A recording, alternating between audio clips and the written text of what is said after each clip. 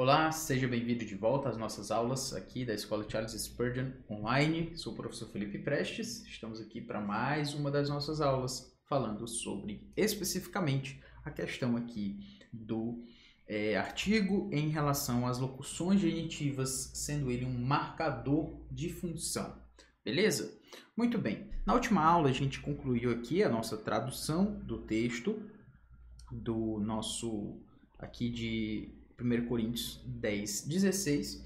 E o que eu quero fazer agora com você é exatamente analisar aqui as locuções genitivas pelas quais nós passamos e não paramos exatamente por conta da nossa tradução. A primeira que nós temos aqui é tu haimatos tu Christu, ok?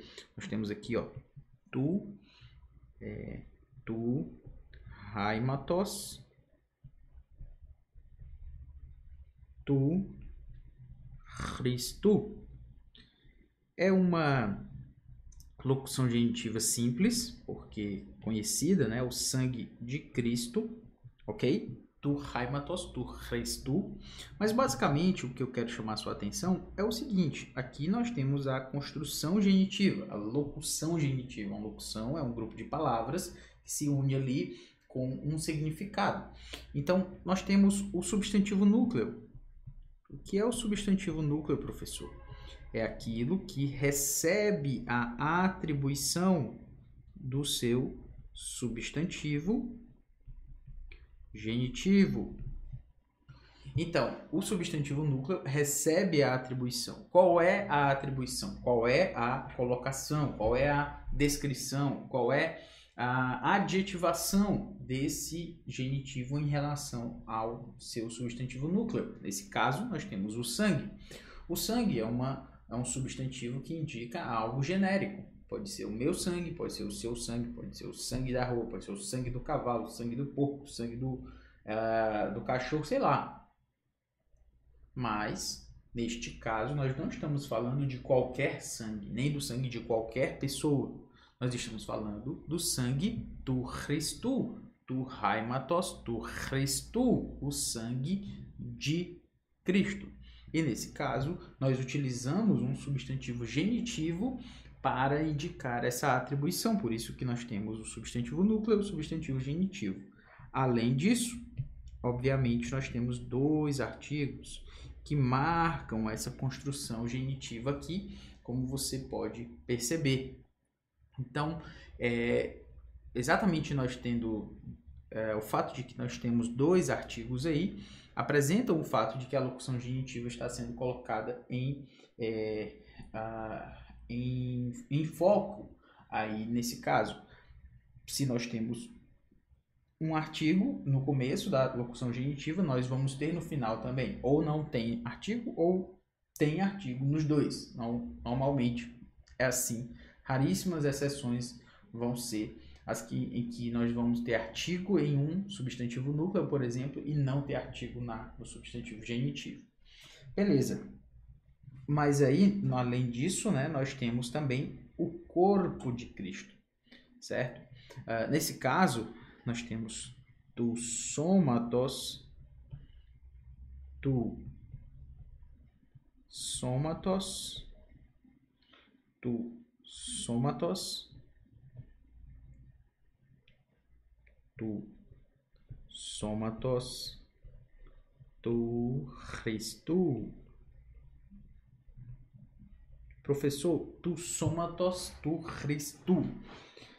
Novamente, o sangue, nesse caso aí, é o corpo de Cristo, né? Nós temos dois genitivos no caso, né? Porque, na verdade, ele está falando aí a comunhão do sangue de Cristo. Aliás, a comunhão do corpo de Cristo. Então, nós temos uma locução genitiva dentro da outra locução genitiva. Nesse caso, a gente pode até inseri-la assim. Vou colocar aqui mais para baixo. Deixa eu ver aqui onde ele vai se encontrar aí na sua tela. Beleza. Tu somatos. E aí nós temos aqui koinonia, certo? Nós temos koinonia.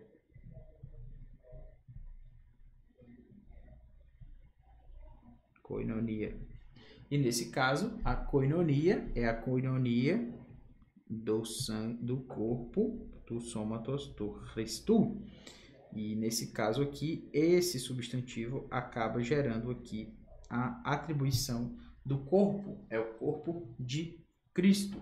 E é assim que a gente analisa as locuções genitivas marcadas aí por esse artigo. Então, esse artigo é um marcador de função para indicar a presença dessa locução genitiva. Beleza? Vamos adiante. Agora nós temos o texto de Efésios. Efésios, capítulo 1, versículo 7. Deixa eu abri-lo aqui também. Efésios 1 e 7. Efésios 1 e 7, no qual temos a redenção pelo seu sangue, a remissão dos pecados, segundo a riqueza da sua graça. Muito bem. Não custa nada ver aqui o contexto. É o texto de Efésios 1, né? No caso, bem longo, aquele parágrafo bem longo falando sobre a eleição, assim como nos escolheu nele, antes da fundação do mundo, para sermos santos e irrepreensíveis perante ele, e em amor nos predestinou para ele, para a adoção de filhos por meio de Jesus Cristo, segundo o beneplácito da sua vontade, para louvor da sua glória, para louvor da glória de sua graça, que ele nos concedeu gratuitamente no amado, no qual temos a redenção pelo seu sangue, a remissão dos pecados, segundo a riqueza da sua graça. Então, é claro aí que ele está falando do Senhor Jesus Cristo, né? Gratuitamente no amado, e aí nós temos no qual, en who, ok? En who é literalmente no qual, nós temos o en, que é exatamente a nossa preposição em, mais o artigo, no caso no português, no grego não tem, por quê? Porque nós já temos o nosso pronome relativo que faz esse papel aí. Então, no qual, certo? En who. No qual quem? No qual o amado. Ele acabou de falar, certo? Ele falou aqui do egapetemeno. No versículo 6, nós temos a palavra egapetemeno,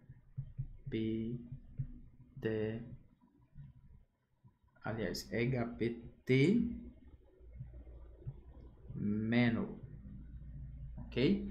E essa palavra egapetemeno é exatamente o amado, certo? Nesse caso está aqui na sua forma participial. Muito bem, muito bem. Seguindo adiante, então, no qual, no amado, né, no qual, erromen, no qual nós temos o verbo aí, é o verbo erro, como você já sabe, o verbo erro, ok? Então, significa temos. Temos o quê? Temos ten apolitrosin, temos a redenção. A palavra apolitrosin significa redenção. Ela tem uma certa frequência no Novo Testamento. Nesse caso, ela aparece 10 vezes. Ok? 10 vezes. Em relação à ideia de salvação, né? De libertação, de redenção. Então, voltando aqui para Efésios 1:7, mas em outros textos a gente pode perceber, por exemplo, Hebreus 11:5, mulheres recebam pela ressurreição os seus mortos. Alguns foram torturados, não aceitando o seu resgate para obterem superior ressurreição. Então, essa palavra aí para resgate é a palavra redenção. Também fala com relação a Lucas 21:28. Ora, ao começarem estas coisas a suceder, exultai e erguei a vossa cabeça, porque a vossa redenção se aproxima, ou seja, a sua libertação, a sua redenção, a sua salvação. Romanos 3:24, sendo justificados gratuitamente por sua graça, mediante a redenção que há em Jesus Cristo, em Cristo Jesus. Ou seja, redenção é a ideia de apolitrosin. E aí teríamos outro. Essa é uma palavra interessante de se analisar. Por quê? Porque ela é imbuída de muito significado teológico, certo? Então, se ela tem esse contexto, né, a palavra redenção, você não pode desconsiderá-la. Então, por essa razão, fica aí o toque com relação à palavra em si, ok? Então, temos a redenção diatuhaimatos. Diatuhaimatos. Esse nosso dia aqui, ele tem exatamente essa ideia de através de, como você deve saber, quando está ligado ao genitivo, ok? Então, através de quê? Através do haimatos, de ato haimatos, através do sangue, ou pelo sangue, ok? Só que, por que temos aí seu sangue? Porque nós temos ao tu. Então, é através do sangue dele, ou seja, do seu sangue. Temos a redenção pelo seu sangue. O quê? Ten afesin. Ten afesin. Afesin é a remissão. A palavra afesin vem do verbo afie-me, que significa eu perdoo, certo? No caso aqui, a palavra em si é áfesis, melhor dizendo. Áfesis. Ok? E a palavra áfesis exatamente significa perdão, cancelamento de uma obrigação, de um punimento, de uma punição, melhor dizendo. Nós temos, por exemplo, Marcos 1,4, apareceu a João Batista no deserto, pregando batismo no arrependimento para remissão de pecados. Afesin hamartion. Então, é exatamente isso. A remissão, ton paraptomaton. A remissão dos pecados. Paraptomaton. A remissão dos pecados. A gente costuma ouvir a palavra para pecado como hamartia, mas nós temos também paraptomaton, que paraptoma, melhor dizendo, e ela vai aparecer algumas vezes no Novo Testamento, basicamente falando aí de um caminho errado, de uma transgressão, né? de um passo errado, de uma transgressão, de algo que você fez que não deveria ter feito, né? Então, nesse caso aí, para você saber por que ele foi traduzido por pecado, um exemplo de Colossenses 2,13, e a vós outros que estáveis mortos pelas vossas transgressões. Essa palavra transgressões é a palavra exatamente paraptomasi, ok? Então vamos lá. Pelo seu sangue, a remissão dos pecados. Katá, olha só. A palavra katá, ela foi traduzida aqui como segundo. Por que ela foi traduzida como segundo? Porque a palavra katá, quando ela está ligada a uma palavra no genitivo, plutos, ela diz respeito a katá mais genitivo é igual à ideia de acordo com, certo? Ou segundo, como a gente costuma falar. Então, nesse caso aí, nós temos a palavra no genitivo. E por que falar isso? Porque a palavra katá com o acusativo, ela tem a ideia de através de, certo? E nesse caso aí, com o genitivo, é de acordo com. Ok? Interessantemente também, no acusativo, às vezes ela vai significar também essa ideia de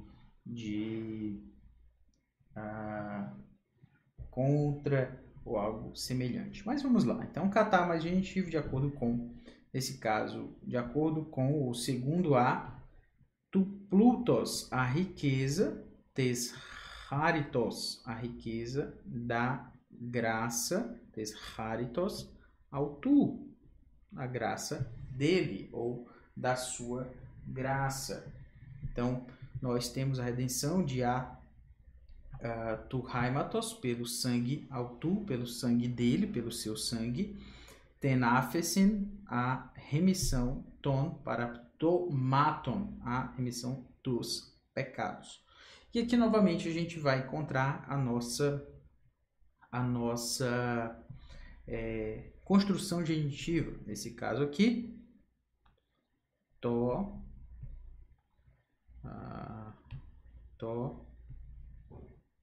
nesse caso eu nem preciso escrever, porque nós já a temos aqui.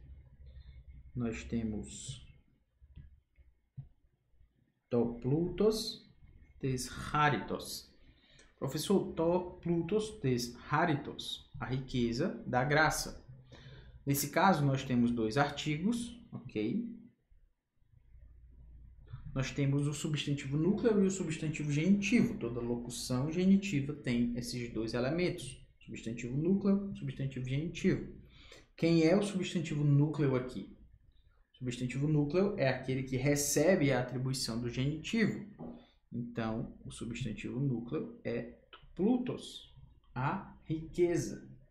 Ah, professor, mas ele também está no genitivo. Eu sei que ele está no genitivo. Por quê? Porque ele está ligado à preposição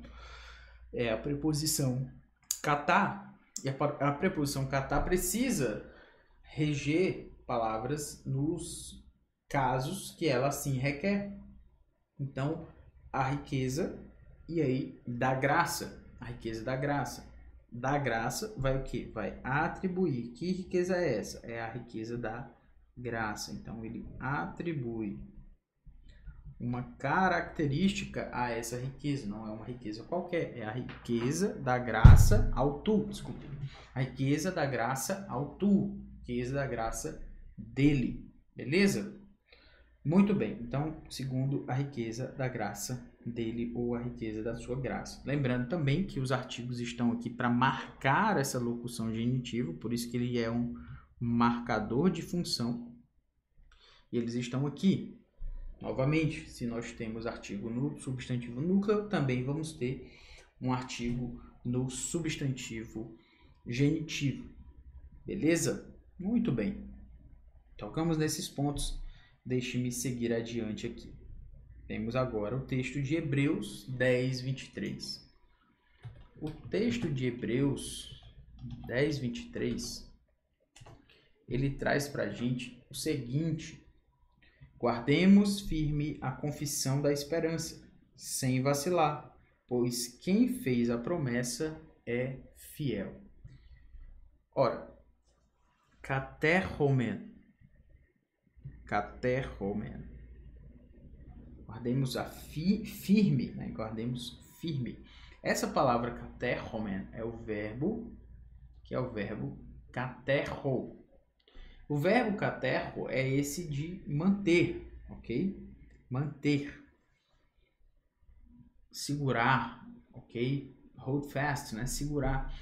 Lucas 8,15, por exemplo. Nós temos aqui caiu na boa terra, são os que tendo ouvido de bom e reto coração, retém a palavra, retém. Então, katerho, eles mantêm consigo. Então, esse guardemos firme, portanto, foi traduzido por katerho. E aí nós temos ten homologia. Ten homologia. A palavra homologia, ela tem a ver com a ideia de como a gente chama de confissão. É uma palavra curiosa porque ela dá origem à palavra que nós temos em português, que é homologar. Homologar é confirmar algo, né? Marcar algo como confirmado, aquela questão toda em relação aos documentos. Então, homologia no grego é a ideia de confissão, certo? A ideia de afirmar algo, né? A confissão que nós fizemos. Então, a confissão da esperança. Guardemos firme a confissão. E aí nós temos tes elpidos, a confissão da esperança. Tes elpidos, a palavra elpidos é exatamente essa a palavra elpis. Elpis. Ok? Palavra elpis, esperança, perceba que termina em ômicron sigma, então é uma palavra genitiva da terceira declinação. Portanto, a confissão da esperança, e aí nós temos aclinei. Aclinei é a palavra para exatamente a ideia de sem vacilar. Pelo que estou percebendo aqui, é uma palavra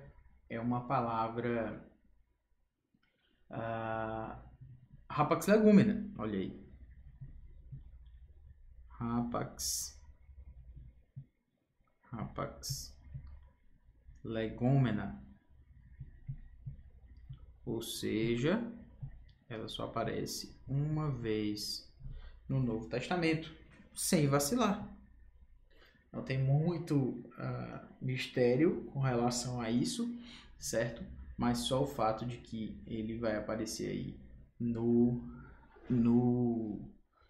na sua forma, nesse caso, tem uma forma aí acusativa, feminina, mas basicamente o que você precisa saber é essa ideia aí do sem vacilar. Muito bem, muito bem. É um adjetivo. Aí nós temos pistós. Pistós, a palavra é fiel, das palavras belíssimas no Novo Testamento. Pistós, fiel, no caso aí de pistis é a palavra para fé e pistós é a palavra para fiel, seu adjetivo. E nesse caso, fiel, e aí nós temos gar. Gar é o nosso, como foi traduzido aqui, como pois, certo? Muitas vezes as palavras como gar, como de, são palavras que não podem aparecer no começo da oração, né? Depois de uma vírgula. Então, ela até de uma forma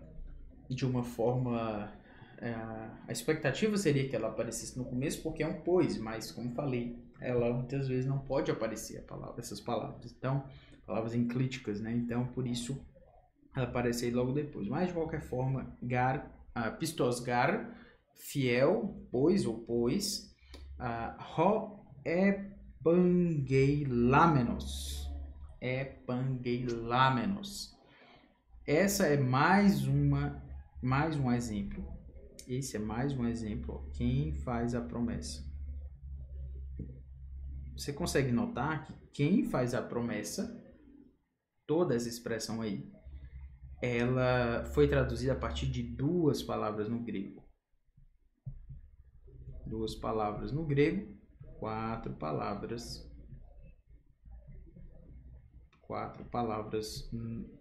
no português. Por que, professor? Porque nesse caso aí nós temos um artigo que está se unindo a um verbo no particípio. Então, o verbo especificamente, prometer, né, a ideia de eu prometo, é o verbo epangelomai. O verbo é o verbo epangelomai.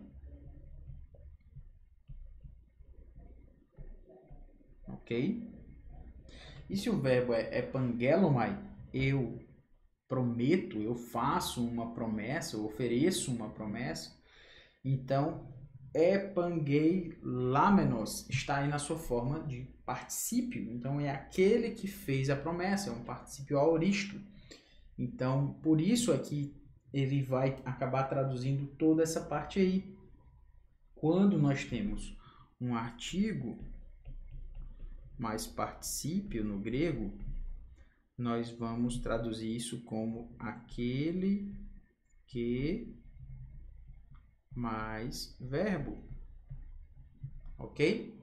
Então, epangeilamenos é aquele que, traduzido como aquele que, epangeilamenos, aquele que promete. O verbo no particípio acaba recebendo aí essa colocação.